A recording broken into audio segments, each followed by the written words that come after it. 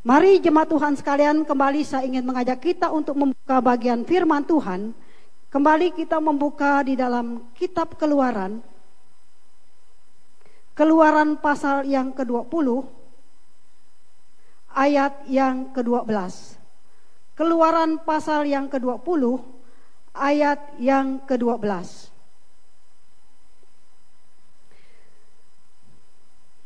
Kalau sudah dapat, saya ingin mengajak kita untuk membacakan bagian firman Tuhan ini secara bersama-sama. 1, 2, 3.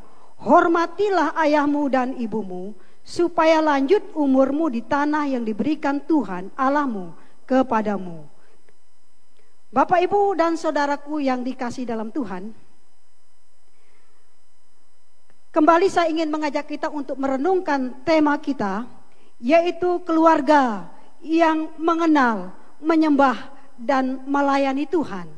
Kembali saya ingin mengajak kita untuk merenungkan satu topik hari ini, keluarga yang melayani Tuhan di dalam keluarga. Hormatilah ayahmu dan ibumu. Kita akan melihat contoh ilustrasi kita pada pagi hari ini. Contoh melayani Tuhan di dalam keluarga. Kita melihat ada 4 orang di sana.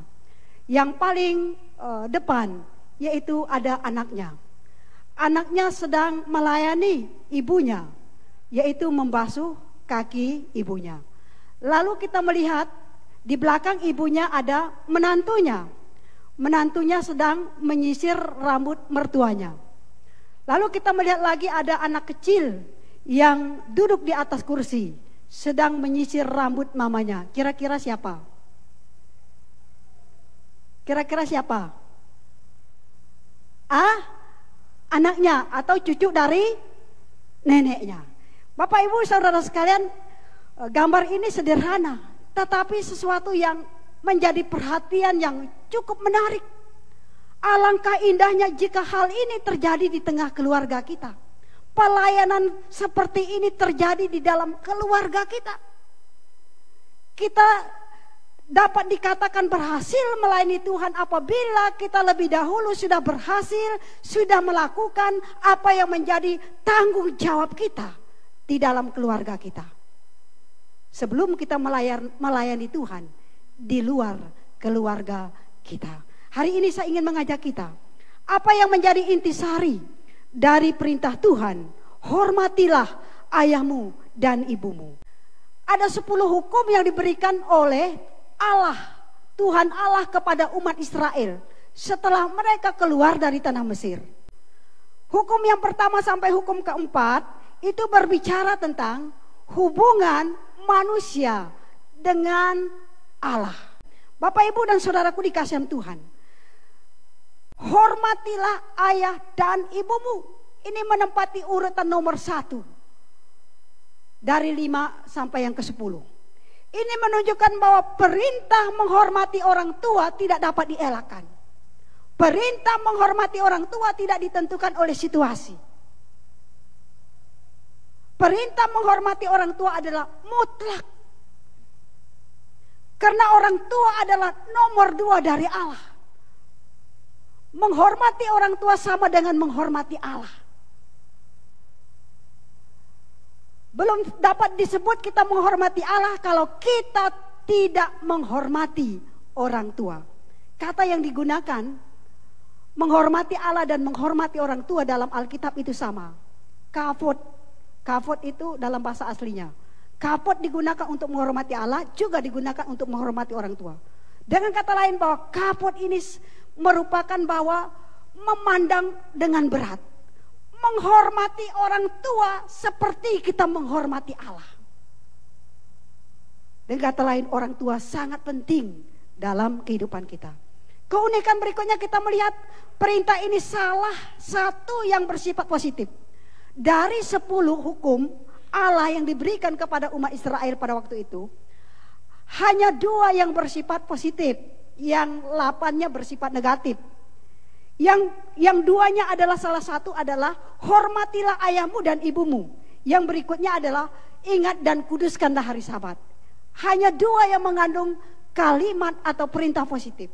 Dan 8-nya janganlah jangan mencuri, jangan berzinah, jangan mengingini rumah sesamamu, dan seterusnya dan seterusnya.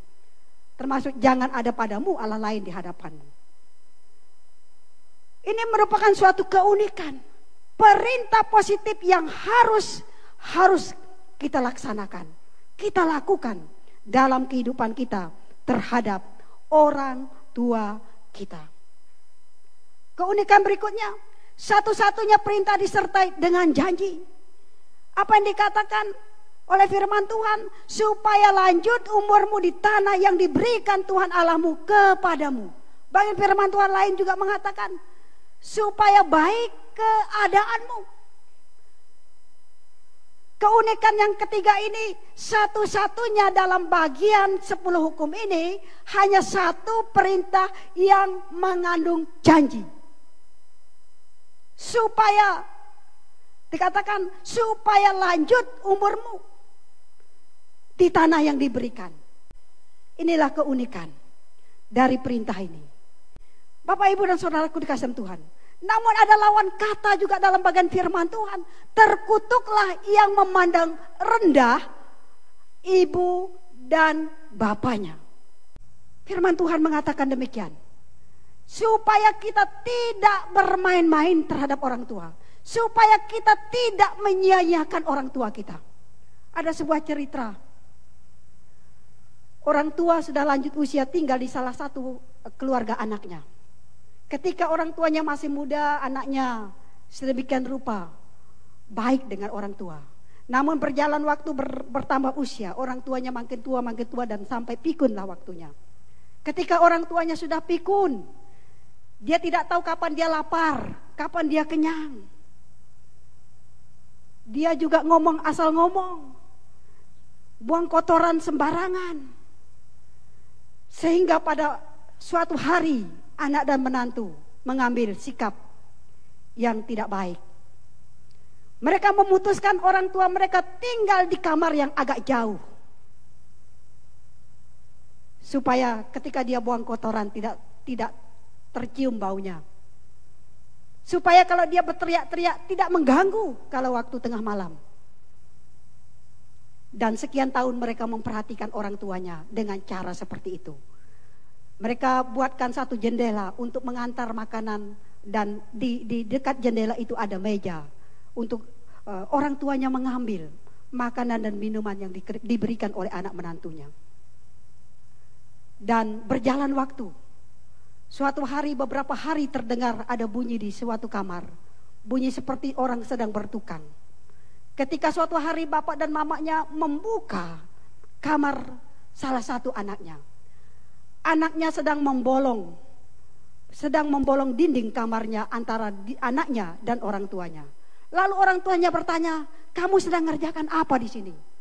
Iya, saya sedang membuat lubang jendela antara kamar saya dan kamar bapak dan mama. Nanti kalau bapak dan mama sudah tua seperti nenek yang ada di belakang, saya akan kasih makanan dan minuman lewat jendela lubang yang saya buat ini. Apa maksud ilustrasi ini atau contoh ini, Bapak Ibu Saudara sekalian? Apa yang kita perbuat kepada orang tua kita akan kemungkinan ditiru oleh anak-anak kita. Kita baik memperlakukan orang tua, maka anak akan baik memperlakukan kita sebagai orang tua. Bagaimana dengan diri kita?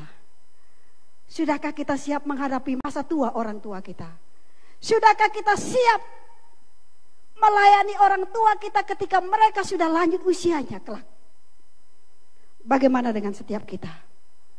Ini adalah perintah mutlak yang tidak dapat kita elakkan sebagai anak, menantu, dan cucu.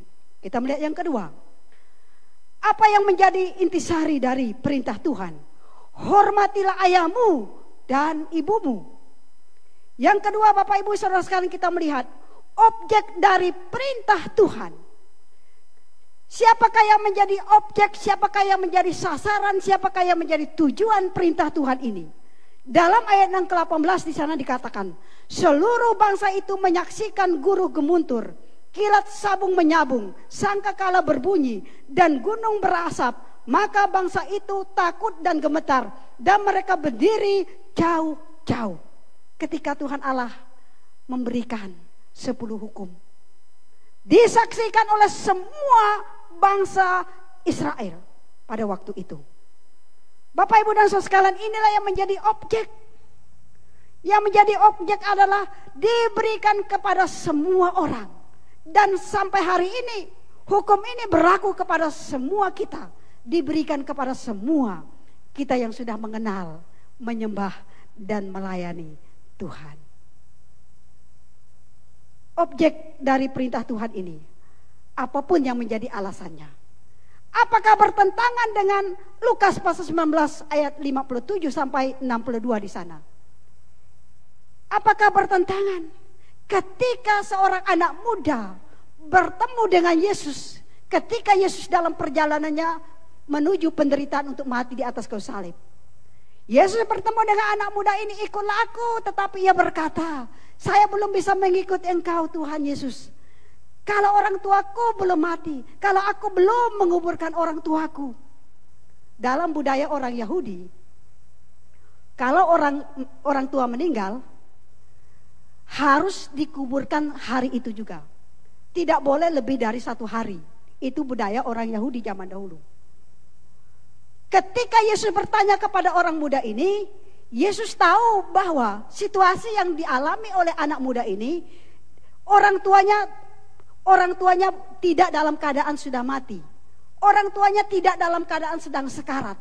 Kemungkinan orang tuanya memang sudah tua, tetapi masih lama meninggalnya. Kalau orang muda ini mengikut Yesus setelah orang tuanya mati, dia terlambat mengikut Yesus. Karena Yesus ketika berjumpa dengan orang muda ini, ia sedang dalam perjalanan menuju Yerusalem untuk menderita, mati, dan disalibkan. Bapak, Ibu, dan saudara sekalian, tentu tidak bentrok dengan hormatilah orang tuamu. Dalam situasi yang seperti ini, maka kita harus tetap mengutamakan Tuhan. Kita harus tetap mengutamakan Tuhan, mengambil sikap untuk menghormati, untuk melayaninya. Saya belum bisa mengikut Tuhan dengan sebaiknya, saya belum bisa ambil bagian pelayanan, saya belum bisa mempraktekkan iman Kristen dengan sebaik-baiknya. Kalau orang tua saya belum meninggal, yang masih mengikat budaya di tengah keluarga. Dalam hal ini, sejauh itu bertentangan dengan firman Allah, kita harus siap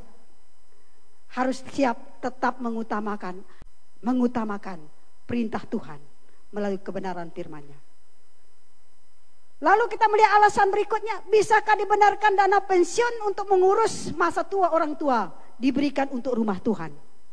Matius 15 ayat 5 sampai 6 di sana dikatakan. Orang Yahudi yang punya orang tua, anak menantu, dia menyediakan dana, menyisihkan setiap penghasilannya untuk dana pensiun orang tuanya. Tetapi adat istiadat orang Yahudi di sini, orang Farisi, mereka lebih mengutamakan, lebih terhormat, lebih baik mempersembahkan dana yang seharusnya untuk orang tua kita di masa tuanya untuk rumah Allah. Dengan jaminan bahwa kalau dana yang seharusnya untuk orang tua, masa pensiun masa tua, maka dana yang dipersembahkan untuk rumah Allah, maka kita tidak berhutang kepada orang tua. Ketika mereka sudah lanjut usia, kita tidak bisa mendanai dia.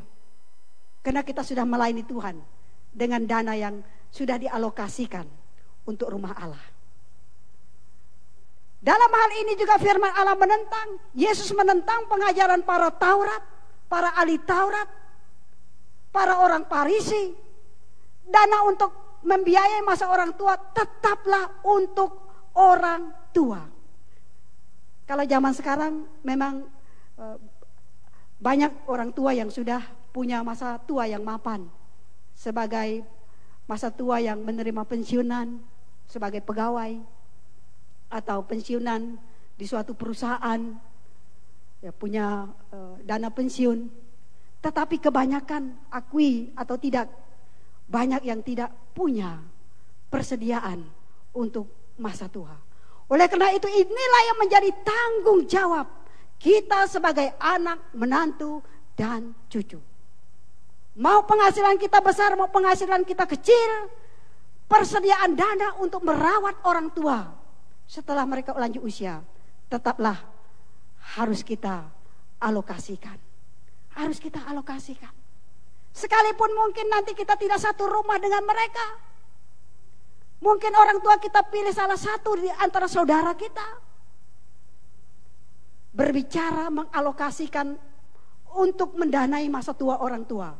Kewajiban semua anak menantu. Sudahkah kita mulai mengalokasikan?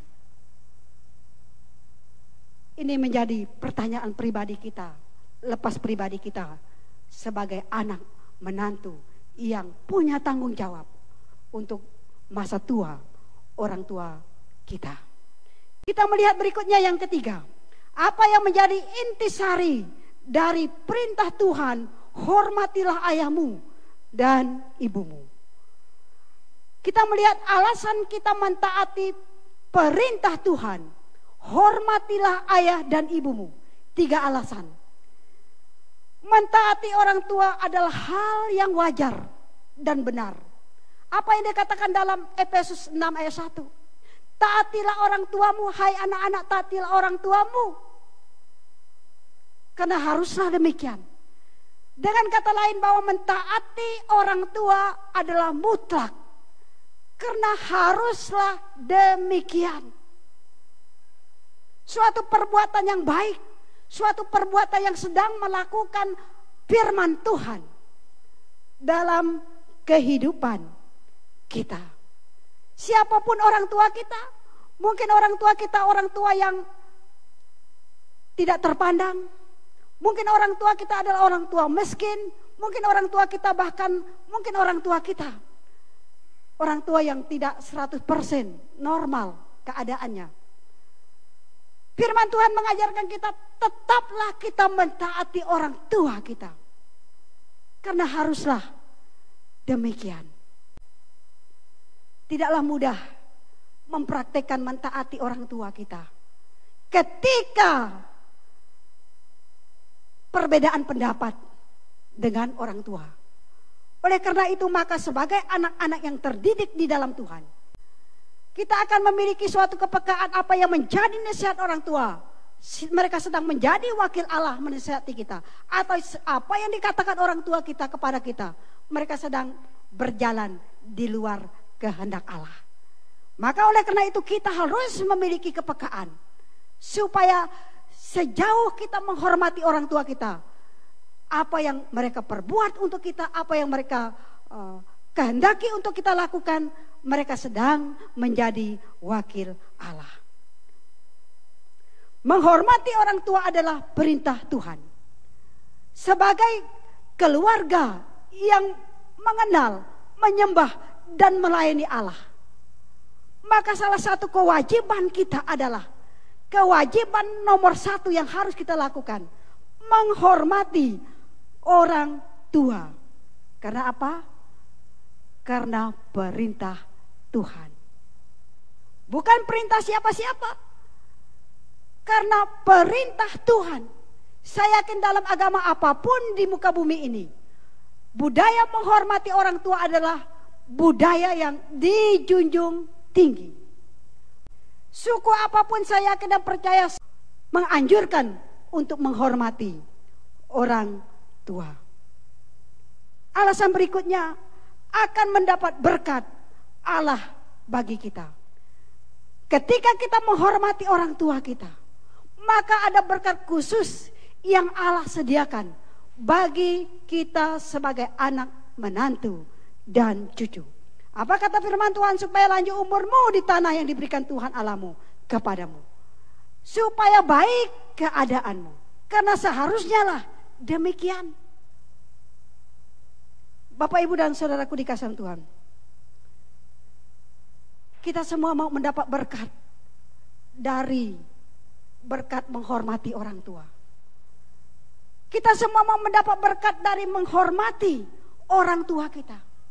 Kita memang nas ini ditujukan kepada orang Israel pada waktu itu.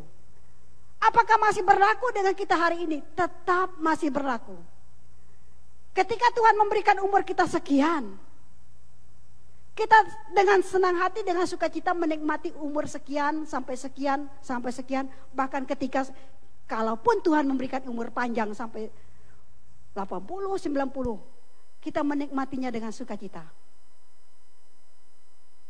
Kalau itu adalah berkat dari menghormati orang tua. Baik keadaanmu dikatakan kalau kita menghormati orang tua. Kalau kita menghormati orang tua dikatakan baik keadaanmu. Keadaan kita baik, keadaan kita menjadi berkat bagi orang lain. Contoh keluarga kita menjadi percontohan bagi keluarga lain. Melayani orang tua, menghormati orang tua, mengasihi, menyayangi, merawat orang tua. Bagaimana dengan setiap kita? Tentu kita mendambakan keluarga kita adalah keluarga yang baik keadaannya. Keluarga yang baik keadaannya apabila kita lebih dahulu menyayangi, menghormati, merawat, mengasihi dengan tulus orang tua kita. Kita melihat yang keempat, arti menghormati orang tua ketika masih di bawah umur. Mentaati orang tua di dalam Tuhan. Efesus 6 ayat 1 di sana dikatakan, hai anak-anak, taatilah orang tuamu karena haruslah demikian. Ketika kita masih di bawah umur, maka kita harus menghormati, mentaati orang tua kita, mengindahkan perkataan, nasihat orang tua kita. Tetap taat kepada orang tua ketika berbeda pendapat. Ada kalanya anak dan orang tua berbeda pendapat, bahkan sering berbeda pendapat. Tadi pagi saya memberikan contoh. Ketika anak mau masuk SMP, anak maunya sekolahnya di sana, orang tuanya mau di sini. Mana yang harus kita patuhi? Kita patuhilah orang tua kita. Ketika anak dan orang tua kita berbeda pendapat atau berbeda pandangan, anak-anak ingin bermain di luar, ingin bermain di rumah teman, orang tua melarang. Ikutilah apa yang dikatakan oleh orang tua ketika kita berbeda pendapat dan berbeda pandangan. Masih banyaklah hal lain lagi yang terkadang sebagai anak di bawah umur harus mendengarkan nasihat orang tua. Mengapa harus mendengarkan nasihat orang tua? Karena mereka wakil Allah.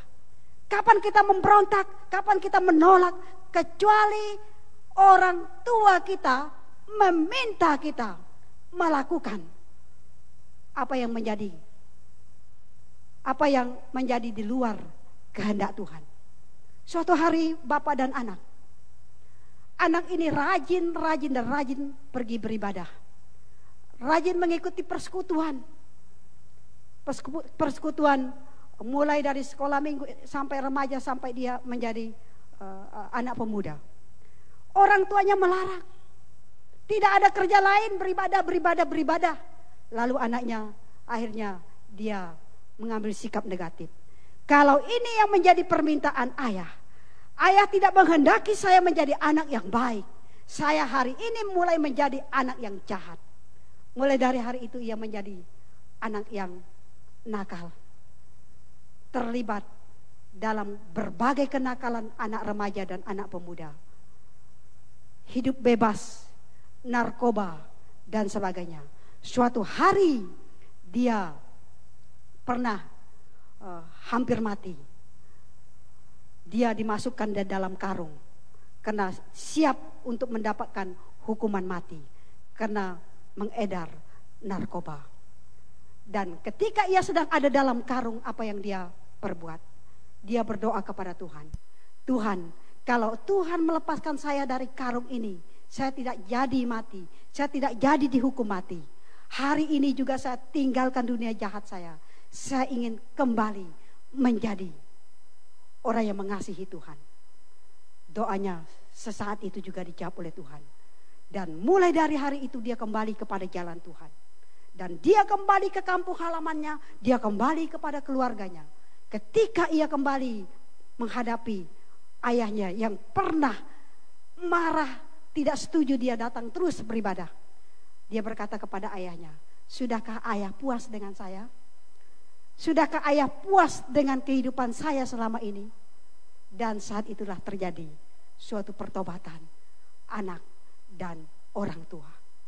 Bapak, Ibu, dan saudaraku dikasih dalam Tuhan, kita melihat bagaimana dengan kehidupan kita.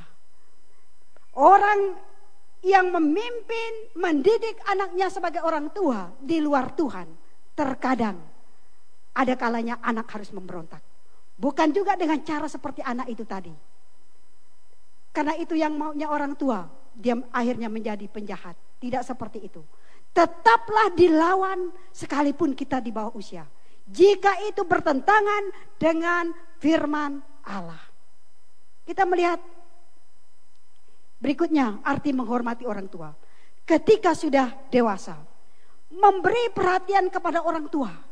Kita memberikan perhatian baik dari segi waktu kita, kalau kita sudah berpisah dengan orang tua kita, baik dari segi penghasilan kita, ya, baik dari segi komunikasi kita. Apalagi saat ini kita bisa setiap hari komunikasi dengan orang tua kita. Banyak cara kita memperhatikan mereka. Bagaimana kabarnya hari ini? Sudah belum makan? Sehat-sehatkah? Banyak cara kita menyapa orang tua kita hari ini. Namun itu tidaklah cukup. Tidaklah cukup kalau sekian tahun kita tidak pernah menjenguk orang tua kita. Menyapa setiap hari tidaklah cukup. Sebagai perhatian kepada orang tua, kita harus tetap di tengah kesibukan kita, tetaplah kita memberikan waktu menjenguk mereka. Terlebih ketika mereka sudah tua, kita harus merawat mereka. Kita harus membagikan penghasilan kita untuk merawat masa tua mereka. Menjaga reputasi orang tua, kita menjaga nama baik orang tua kita. Jangan sampai gara-gara perbuatan kita, orang tua kita juga dicap, anak siapa? Dulu dia itu. Ya, karena niru orang tuanya. Tidak jauh dari tabiat orang tuanya. Jangan sampai gara-gara perbuatan jahat kita, perbuatan yang tidak terpuji dalam hari-hari kita, dalam keluarga kecil kita bersama anak, istri kita, jangan sampai orang melihat anak siapa mereka. Makanya keluarganya seperti itu. Jangan sampai reputasi nama baik orang tua kita dijatuhkan karena kegagalan dalam keluarga kita. Bergumul dengan serius ketika berbeda pendapat dalam pandangan. Yang penting, ketika kita sudah dewasa, ketika kita mau masuk kuliah, mau mencari pekerjaan, ketika itu tidak bersamaan pendapat, keinginan dengan orang tua, ketika kita sudah dewasa, sah-sah saja kita menentukan pilihan. Kita mau kuliah di mana, kita sudah bisa mencari jalan keluar, bagaimana cara meringankan biaya orang tua kita. Dan kita sudah mendapatkan pertimbangan kalau kita kerja ini, kerja itu, sudah meringankan orang tua kita, sudah bisa membantu orang tua kita. Sekalipun berbeda pandangan, berbeda pendapat, mari kita tetap punya pendirian jika itu membawa hal yang positif untuk masa depan kita. Namun ada kalanya perbedaan pendapat dengan orang tua, tetap orang tua yang menjadi pengendali. Ketika seorang anak salah memilih teman hidup, memilih teman hidup yang tidak seiman, memilih teman hidup yang sudah dikenal oleh orang tuanya, orang ini tidak layak ada dalam keluarga kita, orang ini tidak cocok nanti bersama dengan keluarga kita. Orang ini tidak baik sepertinya nanti terhadap mertuanya. Ketika orang tua berpikir demikian, punya pandangan demikian, kita bisa pikir ulang. Terlebih ketika kita mengambil langkah yang salah, orang yang tidak seiman. Tanggung jawab utama kepada Tuhan. Ketika kita sudah dewasa, tanggung jawab kita adalah pertama-tama kepada Tuhan. Bapak, Ibu, dan saudara sekalian, ketika Yesus juga berjumpa dengan orang muda, kalau seseorang lebih mengasihi saudara-saudaranya, mengasihi ibu bapaknya lebih dari Tuhan, dia juga tidak layak di hadapan Tuhan. Ketika kita diperhadapkan demikian, kita harus lebih mengasihi Tuhan lebih dari ibu bapak kita, lebih dari saudara kita. Kita harus lebih mengasihi Tuhan dibanding ibu bapak kita. Melawan orang tua ketika orang tua tidak benar. Ketika orang tua tidak benar, maka kita harus berani menolak, harus berani melawan.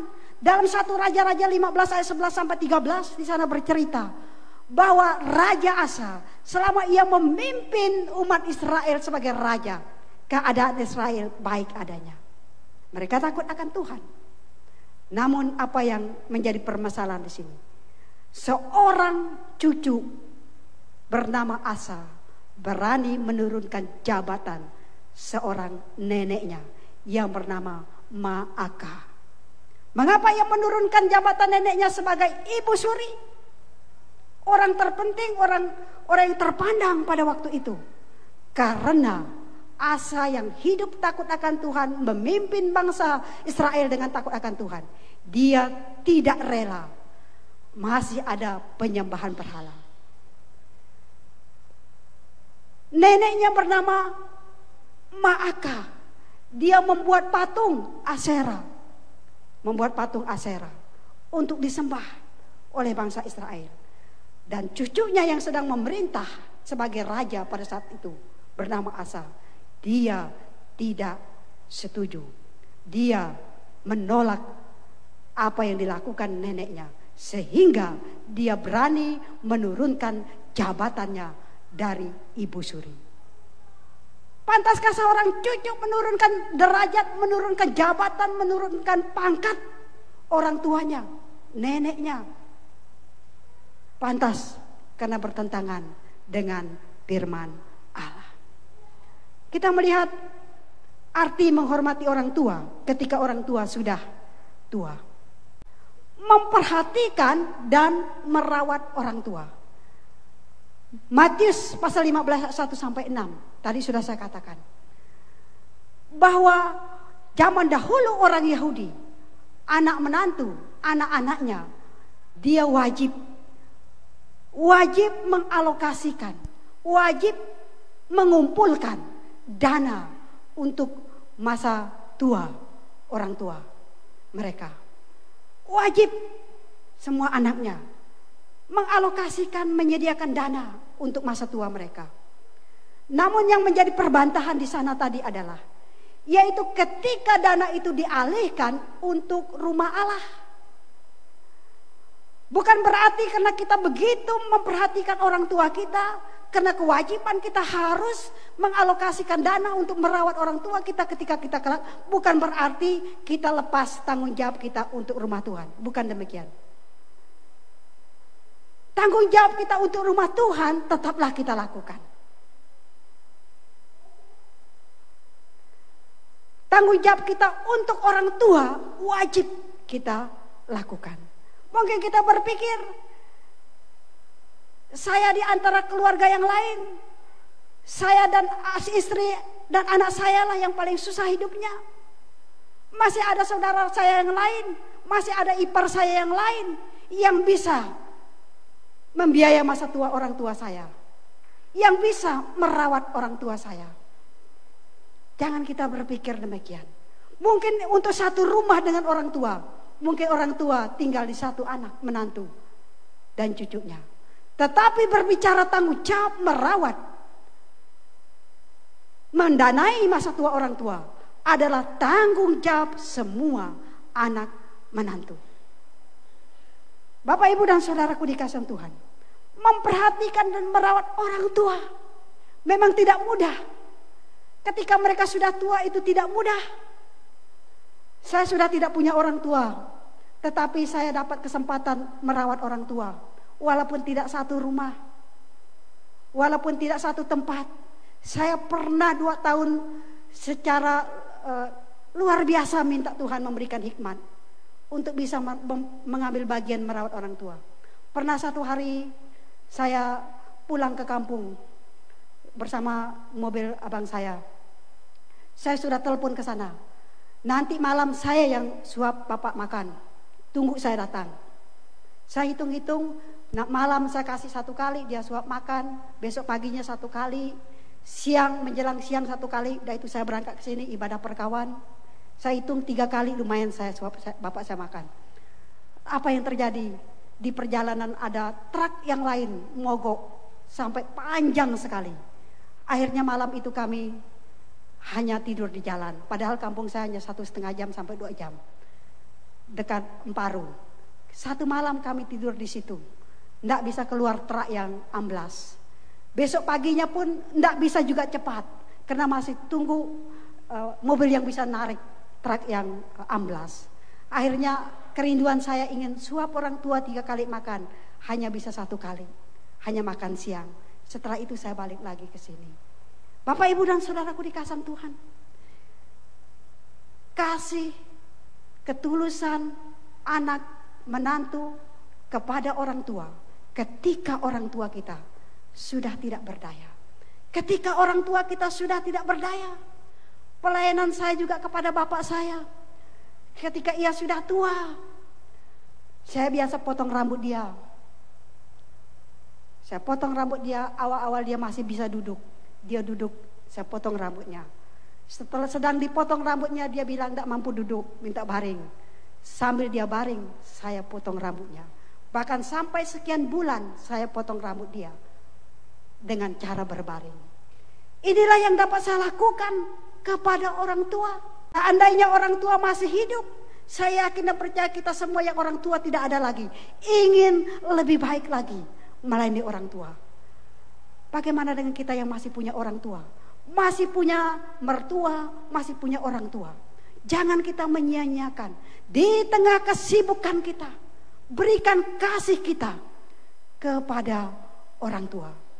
John Calvin berkata, belajarlah dari burung bangau. Ketika orang tua mereka sudah lanjut usia, burung bangau maka akan bergotong royong anak-anaknya, menggotong orang tuanya ketika mereka pindah ke suatu tempat. Tidak ada binatang lain yang begitu menyayangi orang tuanya selain dari burung bangau. Mari kita belajar dari kehidupan burung bangau yang begitu peduli, begitu mengasihi orang tuanya. Arti menghormati orang tua ketika mereka sudah tua. Bisa tinggal satu rumah dengan orang tua. Bisa tinggal lagi satu rumah dengan orang tua. Kejadian 2 ayat 24. Di sana dikatakan seorang suami akan meninggalkan ayah dan ibunya dan bersatu dengan istrinya. Maksudnya ini apakah tidak bertentangan dengan kita harus merawat orang tua? Ini tidak bertentangan. Maksud firman Tuhan ini ketika seseorang memulai hidup baru bersama suami, istri, maka dikatakan alangkah baiknya mereka meninggalkan ayah dan ibunya. Supaya seorang ayah tidak lagi memandang anaknya hanya sebagai anak ketika anaknya sudah mulai berumah tangga. Biarlah seorang ayah dan ibunya memandang anaknya yang meninggalkan mereka bersatu dengan istrinya, supaya mereka memandang anaknya itu baik sebagai anak maupun sebagai kepala keluarga. Sebagai kepala keluarga. Ketika anaknya sudah bersatu dengan istrinya, maka dia berperan sebagai anak dan sebagai kepala keluarga. Kalau dia tetap terus satu rumah dengan orang tuanya, maka dia tetap menjadi anak orang tua, masih tetap menjadi kepala keluarga. Bapak, Ibu dan saudaraku dikasihi Tuhan, bukan berarti saya memisahkan Bapak Ibu yang satu rumah menikah langsung sama orang tua, tidak. Bukan berarti saya meminta memisahkan demikian. Tetapi pengajaran firman Tuhan, bukan selamanya kita memisahkan diri dari orang tua. Setelah 5 tahun, setelah 10 tahun, setelah 20 tahun, ketika orang tua kita sudah lanjut usianya, bisa kita yang kembali ke rumah orang tua kita, bisa orang tua yang mengikuti kita di rumah kita bersama istri dan anak kita. Namun posisi sudah berubah. Bukan lagi orang tua yang menjadi kepala keluarga, tetapi kita sebagai anak. Kita sebagai anak yang menjadi kepala keluarga, yang menentukan arah keluarga kita ke depan. Bapak, Ibu, dan saudaraku dikasihi Tuhan, ketika kita sudah berpisah dengan orang tua kita, apakah kita saling tunggu menunggu? Biar saja anak nomor 1 yang pelihara orang tua, yang satu rumah orang tua. Biar saja anak yang nomor 2. Biar saja anak yang nomor 3, biar saja anak nomor 4, biar saja anak yang nomor 5. Jangan pernah ada pikiran kita demikian. Jangan ada pernah pikiran kita bahwa saling tunggu menunggu orang tua kita nanti mau ikut siapa. Mari kita berlomba menunjukkan perhatian kita kepada orang tua kita yang sudah lanjut usianya. Sekalipun suatu hari kelak dia tetap memilih salah satu di antara anak dan menantunya. Ada sebuah ilustrasi yang tadi pagi juga saya sampaikan. Sebuah cerita di Tiongkok, dongeng. Dikatakan bahwa usia manusia dan usia semua hewan di muka bumi ini sama usianya, hanya hidup 25 tahun. Hidup 25 tahun. Lalu suatu hari manusia protes kepada dewa. Dewa, kami manusia tidak cukup hidup hanya 25 tahun. Kami minta tambah. Ketika ia berbicara demikian, datanglah kuda. Kuda datang juga menghadap dewa. Dewa, kalau usia kami 25 tahun terlalu panjang, lama benar kami hidup. Kami minta dikurangi 15 tahun. Kasih saja dengan manusia yang memerlukan umur tambah. Lalu bertambahlah usianya manusia dari 25 menjadi 40 tahun. Menjadi 40 tahun. Setelah 40 tahun manusia protes lagi. Wah, ini masih kuat-kuatnya tenaga. Baru mulai merintis usaha. Baru mulai ingin menunjukkan kemampuan maksimal untuk sukses. Lalu datanglah sapi. Sapi juga menghadap. Dewa, kami minta dikurangi usia 15 tahun. Kalau 25 tahun terlalu lama kami hidup. Kasih saja usia 15 tahun kepada manusia. Lalu bertambah lagi usia manusia menjadi 55 tahun. Setelah 55 tahun manusia merasa belum puas. Dia berkata lagi, Dewa, janganlah sampai 55 saja. Saya baru dapat mantu. Saya baru menyekolahkan anak. Orang tua saya yang sudah lanjut usia masih memerlukan topangan saya. Lalu datanglah anjing menghadap dewa. Dewa, kami terlalu lama hidup kalau 25 tahun. Minta dikurangi 15 tahun. Lalu jadilah umur manusia menjadi 70 tahun. Ya. Setelah usia 70 tahun, ya, manusia merasa tidak puas juga menghadap dewa. Sekalipun di usia 70 tahun, dia tidak mampu lagi bekerja dengan kuat. Hanya penjaga rumah, hanya penjaga cucu, seperti anjing. Lalu di usia 70 tahun, walaupun hanya penjaga cucu, hanya penjaga rumah, masih juga minta usia panjang. Menghadap dewa. Dewa, kami masih minta ditambahkan usianya. Lalu datanglah kera. Kera menghadap dewa. Dewa, terlalu panjang usia kami. Kalau 25 tahun. Terlalu panjang, kami minta dikurangi 15 tahun. Lalu dikasihlah 15 tahun itu kepada manusia. Jadilah usia manusia dikasih kera 15 tahun menjadi 85 tahun. Di usia manusia 85 tahun, Seperti kera suka lompat sana lompat sini. Manusia juga di usia 85 tahun sering lompat sana lompat sini. Anak yang satu, anak yang satu, anak yang satu. Bapak Ibu dan saudaraku dikasih dalam Tuhan, sekalipun ini dongeng, tapi inilah kenyataan yang kita hadapi di usia yang sudah tua orang tua kita. Apalagi yang tidak mapan orang tua, yang hanya sepengasihan anaknya. Seringkali lompat sana, lompat sini. Suatu hari kita juga akan 80-an tahun kalau usia panjang. Oleh karena itu, mari kita sebagai anak Tuhan, baik posisi kita saat ini sebagai anak, atau saat ini kita sedang mempersiapkan diri kita sebagai manusia yang usia lanjut. Mari kita tetap melakukan apa yang menjadi kewajiban kita dengan sebaik-baiknya. Menghargai, merawat orang tua kita. Sekalipun orang tua kita tidak memilih kita untuk tempat tinggal, mari kita tetap memberikan perhatian yang tidak kalah pentingnya dengan saudara kita yang satu rumah dengan orang tua kita. Sebagai penutup kita hari ini, kita menghormati orang tua, bukti kita mengindahkan perintah Allah. Apapun kondisi orang tua kita, tetaplah kita menghormatinya. Kita menghormati orang tua karena mereka lah yang sudah memberikan kehidupan. Tanpa orang tua, kita tidak ada kehidupan hari ini. Para menantu tidak akan pernah menjadi menantu kalau tidak ada suaminya yang dari orang tuanya. Orang tua yang sudah memberikan kehidupan kepada kita dan membesarkan kita. Kita menghormati orang tua karena mereka adalah wakil Allah di muka bumi ini. Bayangkan, luar biasa. Orang tua kita sejelik-jeliknya, sesederhananya, orang tua kita adalah Tuhan percayakan menjadi wakil Allah. Sekalipun orang tua kita banyak mengecewakan kita, mereka adalah wakil Allah. Kita menghormati orang tua supaya lanjut umurmu di bumi, supaya baik keadaanmu. Karena haruslah demikian.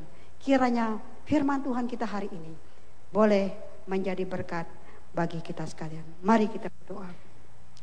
Terima kasih Tuhan untuk kasih setia Tuhan.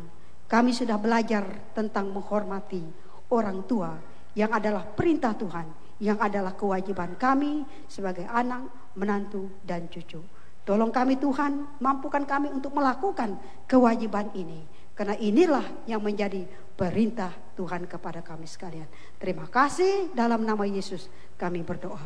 Amin.